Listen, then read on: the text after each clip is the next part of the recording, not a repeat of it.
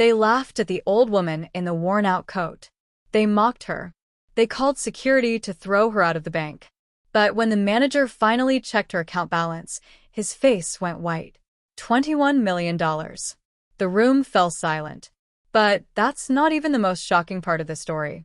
What happened next changed that bank forever and taught everyone a lesson they would never forget. This is a true story about dignity, revenge, and justice. And I promise you, by the end, you'll never judge anyone by their appearance again. Stay with me. Welcome to Reality Untold Stories. While you are here, please hit the subscribe button and comment your view on the story and where you're watching from. Section 1. The Dismissal. Let me tell you a story that will change the way you see people forever. It was a cold Tuesday morning in downtown Chicago. The kind of morning where your breath turns to mist and the wind cuts right through you. Inside the Grand Tower Savings Bank, everything was warm and expensive. Marble floors so shiny you could see your reflection. Crystal chandeliers hanging from the ceiling like frozen waterfalls. This was a place where money talked, and if you didn't look like you had it, people looked right through you. That's when she walked in. Her name was Dorothy. She was 87 years old. Her back was slightly bent from years of hard work. She wore a simple brown coat that had seen better days, and her shoes were old but clean. In her wrinkled hand, she carried a wooden cane that had been with her for over a decade. Every step she took made a soft tapping sound on that marble floor. "Excuse me," Dorothy said, her voice quiet but steady. "I need to check my account balance, please." The lobby went quiet for a moment. People turned to look at her. Some stared. Some whispered to each other. Some actually laughed behind their hands like they were watching something funny on television. Standing in the middle of this grand lobby was a man named Victor Morrison. He was 48 years old, and he was the head manager of the bank. Victor wore suits that cost more than most people's monthly rent. His shoes were polished until they gleamed. His hair was perfect. And his smile? Well, his smile was the kind that never reached his eyes. When Victor saw Dorothy, he didn't see a customer. He didn't see a human being who deserved respect. He saw someone who, in his mind, didn't belong in his beautiful bank. "Ma'am," Victor said loudly, making sure everyone could hear him. His voice dripped with false politeness. "I think you might be confused. This is a private banking institution. Perhaps you're looking for the Community Credit Union? It's about 3 blocks down the street." Some of the wealthy customers nearby started giggling. One woman in a designer dress covered her mouth, pretending to be polite, but her eyes were laughing. Dorothy stood there, leaning on her cane. She didn't raise her voice. She didn't get angry. She simply reached into her coat pocket and pulled out a black bank card. The edges were worn. The numbers were fading. But it was real. "Young man," she said, her voice calm as still water. "I didn't ask for directions. I said I need to check my balance." Victor looked at the card like it was a piece of garbage. He rolled his eyes dramatically and turned to his assistant, a young woman named Patricia. "Patricia," he said, his voice dripping with sarcasm, "we have another one of those situations. Someone with one of those fake promotional cards." The laughter in the lobby grew louder. More people were watching now. Some were recording on their phones. This was entertainment to them. This was something to laugh about later over expensive wine. But if you looked closely at Dorothy's face, really looked, you would see something powerful in her eyes. It wasn't anger. It wasn't fear. It was something deeper. Something that comes from surviving decades of being treated as less than human. It was strength. Patricia, the assistant, stepped closer and whispered to Victor, "Sir, maybe we should just run the card through the system? It'll only take a moment." "Absolutely not," Victor snapped. "I will not waste this bank's time on obvious nonsense." That's when he waved his hand, and 2 security guards started walking toward Dorothy. They looked uncomfortable. Nobody wants to put their hands on an elderly woman. But orders were orders. "Ma'am," one guard said gently, his voice apologetic, "Mr. Morrison has asked us to escort you outside." Dorothy's eyes changed then. Something flickered in them. She had lived through the 1940s and 1950s in America. She knew what escort outside used to mean back then. She knew the weight of those words. "Young man," she said softly to the guard, "I am not leaving. I came here to do my banking. That's all." Victor laughed again, this time louder. "See," he announced to the whole lobby. "This is exactly why we have security protocols. Confused individuals trying to access services they simply don't understand." A wealthy woman standing nearby, wearing more jewelry than seemed possible, whispered loudly to her friend, "Poor dear. "Probably has dementia. My housekeeper's mother was just like this." And that's when something unexpected happened. Dorothy smiled. Not a small smile.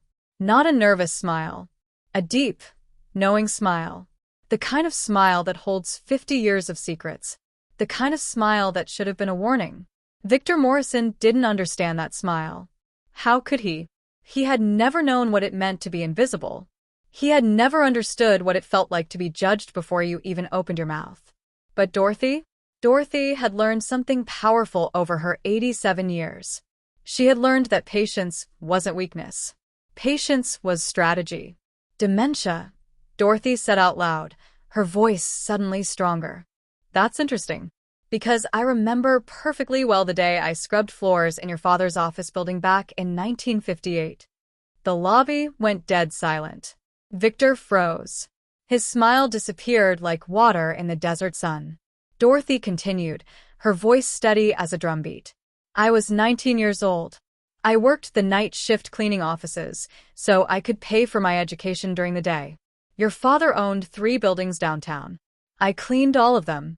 Victor's face started turning red. "Anyone can make up stories," he said, but his voice wasn't confident anymore. It was shaking. "Your father had a glass eye," Dorothy said calmly. "Left eye. He lost it in a factory accident when he was 22. He used to take it out and leave it on his desk just to scare the cleaning staff. Thought it was hilarious." Several people in the lobby gasped. That was not public information. That was family history. Private history. Victor felt his stomach drop. How could this old woman possibly know that?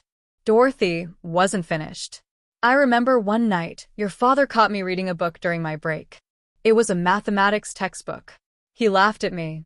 Said people like me weren't meant for education. Said I should focus on what I was good at, cleaning up after people like him." She paused, letting her words sink into the air. "He told me I would never amount to anything. That I should be grateful he even gave me a job." Dorothy's eyes met Victor's. Funny how sons often sound exactly like their fathers, isn't it? Victor's hands were shaking now. Sweat was forming on his forehead despite the air conditioning. "These are just you can't prove." "Your father had a scar," Dorothy interrupted, "right here." She pointed to her left wrist. "Shaped like a half-moon. He got it the night he threw a coffee mug at me because I accidentally knocked over his briefcase. The mug shattered against the wall. A piece of glass bounced back and cut him. He told everyone it was a kitchen accident." The silence in that bank was so thick you could cut it with a knife. Patricia, the assistant, stood frozen with her tablet in her hands. Several wealthy customers quietly started moving toward the exit. Nobody wanted to be part of this anymore. Nobody wanted to be seen witnessing this.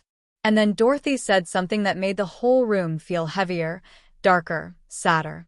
"I have spent 68 years wondering if I would ever get the chance to show the Morrison family what someone like me can become when she refuses to stay invisible." Each word landed like a stone in water. Victor tried to speak, but couldn't. He tried to regain control, but felt it slipping through his fingers like sand. "Security," he finally shouted, his voice cracking. "Remove this woman immediately. And if she resists, call the police." More gasps from the crowd. Some people started recording more obviously now. This was no longer just embarrassing. This was becoming viral.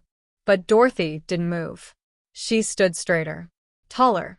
Suddenly, she didn't look like a fragile old woman anymore. She looked like someone who had walked through fire and came out stronger. Someone who had survived things these privileged people could never imagine. She lifted her chin and looked directly into Victor's eyes. "Mr. Morrison," she said, her voice cutting through the room like a blade, "are you absolutely certain you want to call the police on one of your own bank's clients?" I imagine the local news stations would find that very interesting. The room held its breath. And that's when the elevator doors opened with a soft ding. A tall man stepped out. He was about 60 years old, wearing an expensive dark suit, but unlike Victor, he carried himself with quiet dignity. His name was Robert Hartley. He was the senior vice president of the entire bank. He was also on the founding board. He was, in simple terms, Victor Morrison's boss. The moment Victor saw Robert, his face went pale. Robert walked slowly across that marble floor. His footsteps echoed. Everyone watched. He looked at the security guards surrounding Dorothy. He looked at the nervous, whispering customers. He looked at Victor's red, sweating face. And then Robert did something that shocked everyone. He smiled warmly and walked straight past Victor as if he wasn't even there. He walked directly to Dorothy. "Dorothy," Robert said gently, his voice full of genuine warmth. "What a wonderful surprise. I hope everything is all right. Are you having any difficulties with our service?" You could have heard a pin drop in that lobby. Victor Morrison felt like the ground was disappearing beneath his feet. How did Robert know this woman? How is this possible? Dorothy's face softened for the first time since entering the bank. But her smile wasn't sweet. It was the smile of someone who had been waiting for this exact moment for years. "Hello, Robert," she said calmly. "I'm having some very interesting challenges. It seems Mr. Morrison believes I don't look like the kind of person who should bank here." Robert turned slowly toward Victor. If looks could kill, Victor would have dropped dead right there on that marble floor. "Victor," Robert said, his voice quiet but carrying the weight of a falling mountain. "My office. Right now." Victor tried to find words. "But Robert, Now," Robert repeated. This time louder. The word filled the entire building. Victor had no choice. Security didn't need to drag him. Robert's presence alone made him walk toward the elevator like a guilty child caught stealing cookies. As the elevator doors closed, the lobby erupted in whispers. People who had been laughing minutes ago now looked uncomfortable. Some looked ashamed. Some tried to avoid Dorothy's eyes. Patricia, the assistant, walked slowly toward Dorothy. Her hands were shaking. "Mrs. Dorothy," she said softly, "Mr. Hartley asked me to help you with whatever you need. Would you like to check your balance somewhere more private?" Dorothy smiled kindly but firmly. "No, dear. "We'll do it right here in the lobby. Transparency is important, especially in banks." Some people shifted uncomfortably. They knew exactly what she meant. Patricia sat down at a computer terminal and asked Dorothy for her account number. Dorothy recited it calmly. Patricia typed carefully, double-checking every number. Her hands trembled slightly. The lobby had become silent again. Security guards watched. Bank employees stood frozen. Customers leaned in, pretending not to be interested but unable to look away. Patricia's eyes went to the screen. Her face changed. Her mouth opened slightly. She looked at the numbers again, thinking she made a mistake. "Mrs. Dorothy," Patricia said, her voice barely above a whisper. "Would you like me to read your balance out loud?" "Yes, please," Dorothy said calmly. Loud and clear. Patricia took a deep breath. "The balance in your primary checking account is $762,000. The lobby exploded in shocked whispers. One woman actually dropped her purse. It hit the marble floor with a loud bang. It was the same woman who had joked about dementia earlier. Her expensive designer bag just slipped right out of her hands. People turned red. Some looked at their shoes. Some looked like they wanted to disappear into the floor. The old woman they had mocked, the woman they assumed was poor or confused, had more money in one account than most of them would see in their entire lives. Dorothy simply smiled politely. Then she asked gently, "But dear, isn't that just one account?" Patricia blinked. She checked the screen again. Her fingers moved across the keyboard. "Yes," she said, her voice getting quieter. "You also have a scholarship fund with $1.4 million. An investment account with $4.2 million. She paused. Her throat tightened. She had to read the last number 3 times to believe it. And an educational endowment fund with $14.7 million. Complete silence. Actual, total silence. You could hear the air conditioning humming. $21 million. Sitting quietly under the name of a woman everyone thought didn't belong. Just then, the elevator dinged again. The doors opened. Victor stepped out. He looked like he'd seen a ghost. His face was white. Sweat had soaked through his expensive shirt. His hands wouldn't stop shaking. Behind him came Robert, calm and unmoved. Robert's voice cut through the silence like a knife. Victor, come forward and apologize properly to Mrs. Dorothy. Victor's mouth opened, but nothing came out. He looked at Dorothy. He looked at the crowd. He looked at the computer screen showing those numbers. He finally understood what he had done.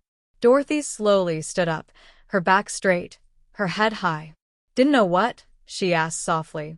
Didn't know I had money? Didn't know I was educated? Or didn't know that every human being deserves respect whether they're rich or poor? Victor tried to speak. Nothing came. Dorothy continued, her voice still calm but powerful. Robert told me something interesting upstairs. He told me you've been encouraging your staff to judge customers by their appearance, to mock people who don't look wealthy enough, to make fun of them to impress your rich clients. People in the lobby started raising their phones higher. They were recording everything. This wasn't just embarrassment anymore. This was evidence. The story wasn't over. It was just beginning. Victor Morrison stood there, frozen like a statue. For the first time in his life, he couldn't talk his way out of something. He couldn't use his charm. He couldn't use his position. All he could do was stand there and face what he had done. Dorothy reached into her coat pocket slowly. Everyone watched. She pulled out her phone. Technology is really something, she said quietly. I've been recording everything since I walked through those doors. All the color drained from Victor's face. In today's world, where videos spread across the internet in seconds, this could destroy everything. His career, his reputation, his entire life could be gone by sunset. Robert stepped forward, his face hard as stone. Victor, the board of directors will be reviewing this recording. We're calling an emergency meeting this evening at 6 o'clock. You are suspended immediately, effective now, while we investigate not just this incident, but your entire approach to leadership. Victor's voice came out like a desperate whisper. Robert, please. I have a family. I have bills. I have a mortgage. I am 87 years old, Dorothy interrupted, her voice suddenly stronger than anyone expected.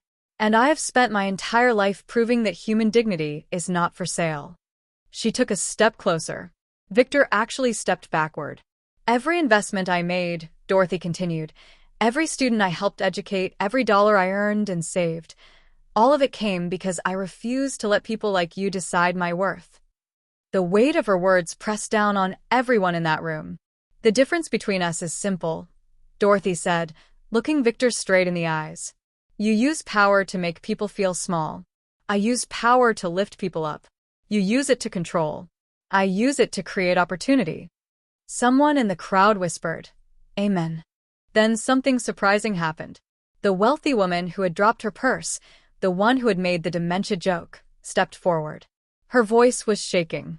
Mrs. Dorothy, she said, tears in her eyes, I need to apologize. Truly apologize. I was cruel and wrong. There's no excuse for how I behaved. Dorothy turned to her, and her face softened just a little. Dear, everyone makes mistakes. What matters is whether we learn from them or repeat them. Security guards approached again. But this time, not for Dorothy. For Victor. They stood on either side of him, ready to escort him out. The same walk he had tried to force on Dorothy, he now had to take himself. The irony was almost painful. The lobby watched in complete silence as Victor Morrison, the man who had ruled this bank with arrogance and prejudice, was walked out through the same doors Dorothy had entered. Dorothy sat back down calmly, as if nothing dramatic had just happened.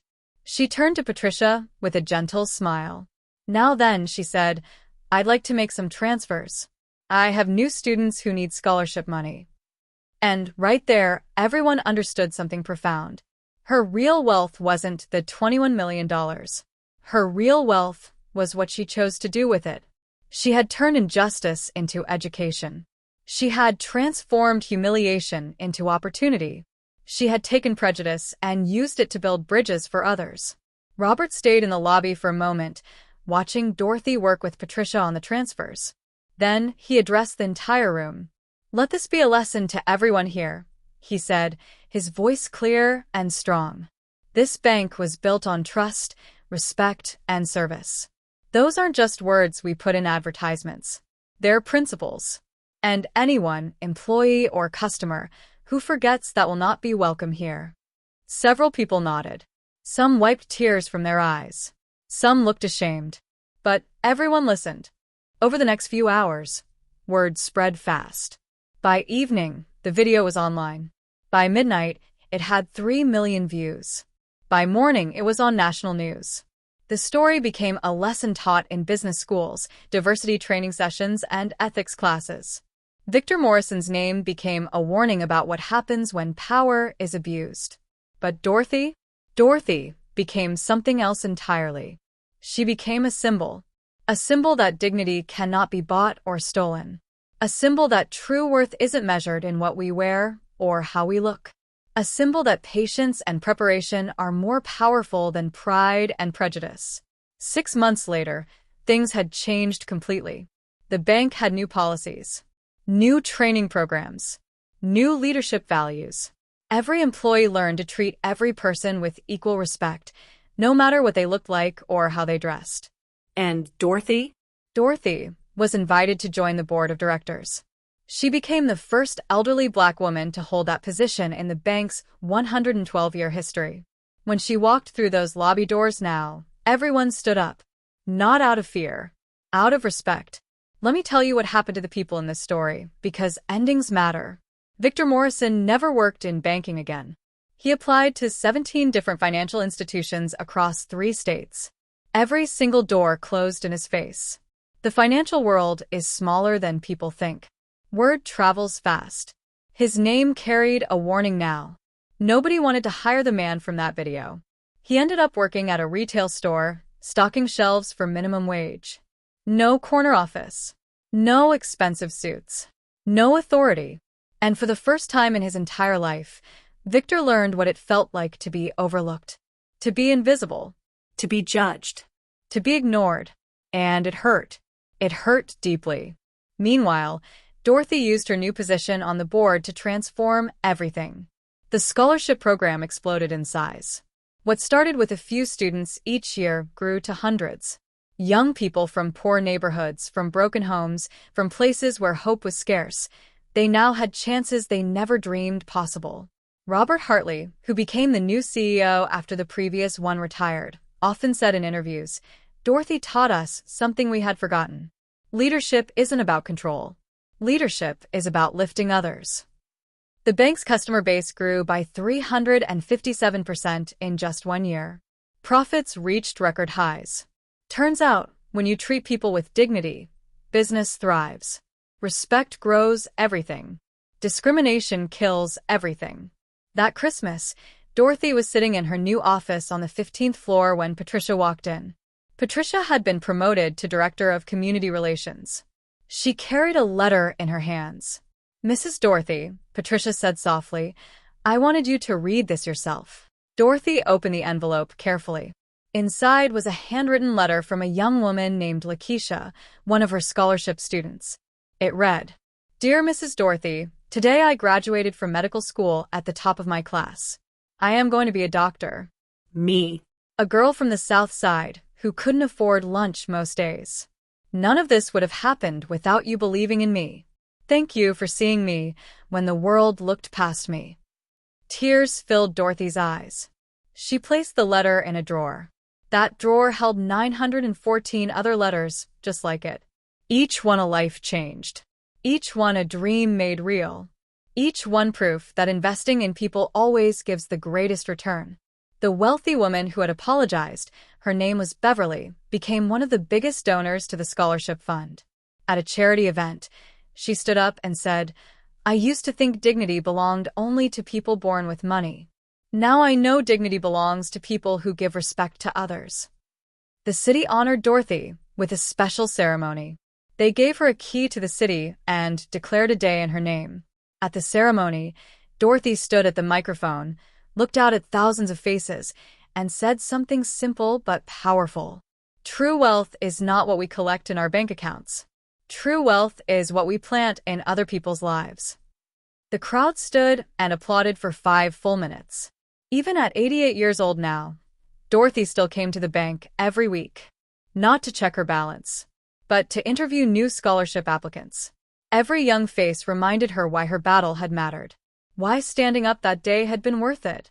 That cold Tuesday morning, when Victor tried to humiliate her, he thought he was dismissing a confused old woman. He had no idea he was challenging a force of nature. He had no idea she had spent 70 years preparing for moments like that. Dorothy had learned something profound through all her years of struggle.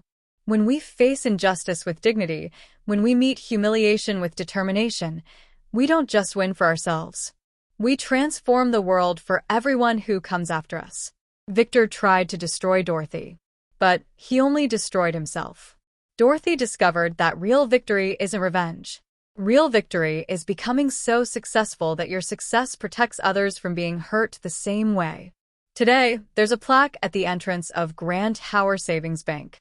It reads, "The Dorothy Davis Education Center, where opportunity grows from dignity." Thousands of people walk past it every day. Most don't know the full story. They don't know about that cold Tuesday. They don't know about Victor's cruelty or Dorothy's strength. But every student who receives a scholarship knows. Every employee who treats customers with respect knows. Every person who hears the story knows. They know that one person standing firm in their dignity can change everything. They know that patience is power. They know that true wealth isn't measured in dollars. It's measured in lives touched, dreams built, and futures created. And they know that you should never, ever underestimate someone based on how they look.